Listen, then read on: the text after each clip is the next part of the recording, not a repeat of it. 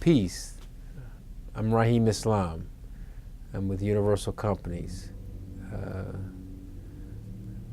trying to make a difference in America, for Black America. Trying to get the message out, trying to galvanize our community, to try to tackle some of these issues facing our community. The biggest issue that I see facing our community right now is our fear of the unknown, and it's just understandable. We've been given a heavy dose of fear, It's almost in our genes and in our DNA. Even the other day, I was coming from Orlando, and two police cars get behind me. I had a sense of fear, So it's in me. It's in our Constitution, and it's throughout us because we've lived in this country in a state of fear for so long. So we're fearful now of organizing, and so my job right now is to get us to bust through that fear, that phobia that we have. Because once we get to the other side, I think that's the promised land that Martin Luther King talked about. Once we get to the other side, we'll see our full power and our full glory. So that's what I'm trying to do. Well, I reckon our problems are acute problems. They're severe problems. They're not just, when you have demographics where you have normal point spreads or 3 and 4 point spreads are reasonable. We have sometimes in our point spread 30 and 40 point spreads. So you're not going to be able to just walk up and fix those kind of glaring kind of issues, which requires a different set of organization. And most of our issues all of them are interconnected.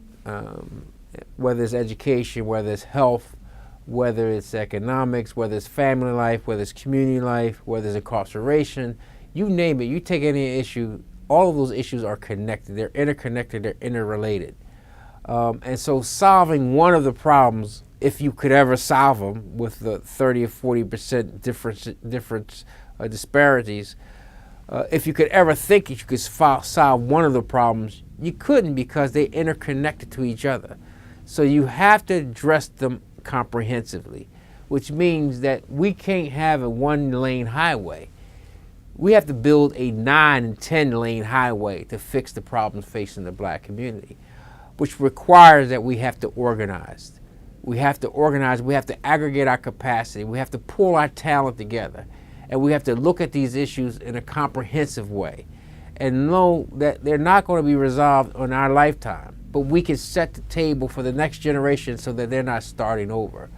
But many, if not all of these issues are interrelated and interconnected, and addressing them in isolation maybe makes you feel good, but you're not going to change the conditions facing our community until we address them holistically. Well, I think we see is the demise of the Black family. I mean, what we're trying to overcompensate for is not focusing on the demise of the Black family. And if you're going to look at the demise of the Black family, you have to look at the demise of the Black man. And most of the programs and issues that I've seen are far away from dealing with the Black man. We have to restore those kind of conversations. We got to put that conversation back in the forefront.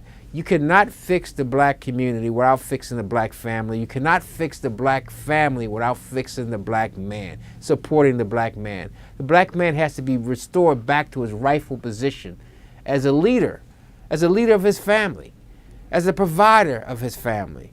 Until that happens, all this other stuff is superficial.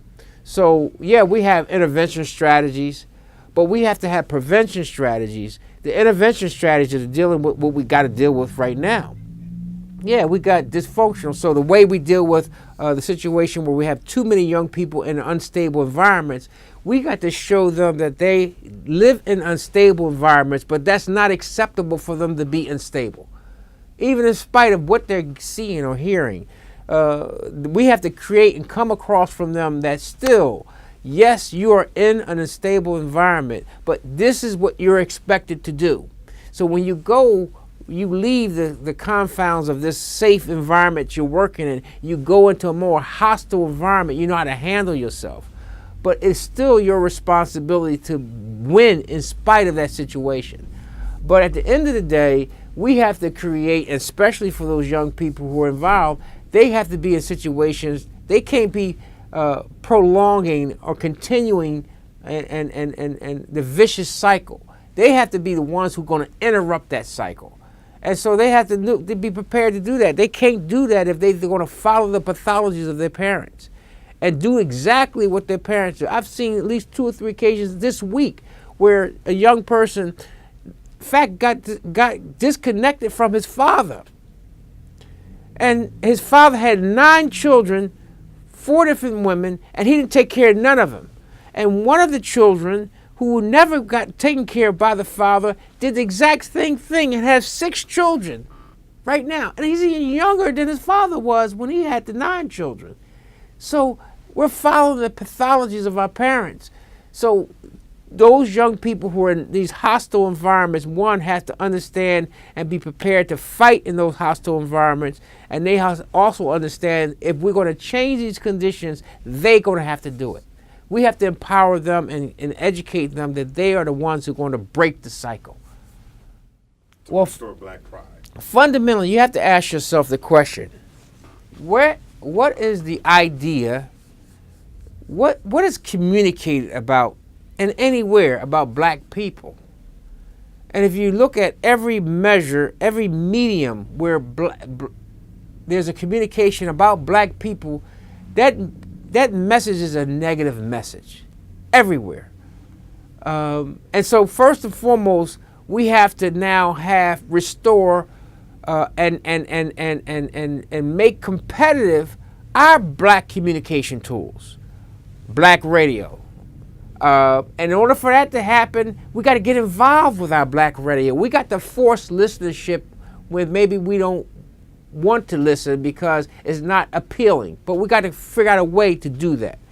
We got to create Black circulation of our newspapers.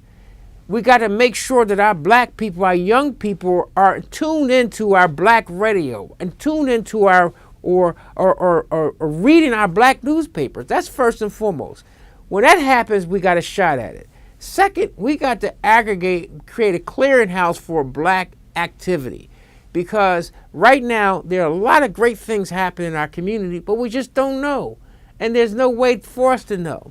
It's not happening. It's not being promoted. What's being promoted is the murders, the suicides, the shootings, the bad families, the disruptions in the community. But there are a lot of good things taking place. We just have to create a clearinghouse so that we can be able to aggregate those things and promote those things on Black radio and Black newspaper. Those are the first things we have to do. The second thing we have to do is we got to organize our African American cultural institutions.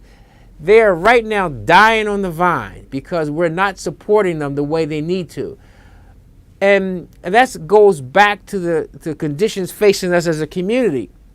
You know, we've kind of shied away from those things that are Black. We got to now embrace those things that are Black. But there's some organization that has to take place with Black cultural organizations so that we can build them up and prop them up and help them deliver program and content that's going to actually elevate and talk and speak to our Black pride and our Blackness. And that's when you'll see it happening. So those are kind of things we have to do. Support Black radio, support Black TV, support Black papers, aggregate our organizations, our Black cultural organizations, with the goal of bringing them together so that we can support them, strengthen them, and so they can deliver content for us so that we can fight the mediums that are delivering negative content about us and who we are.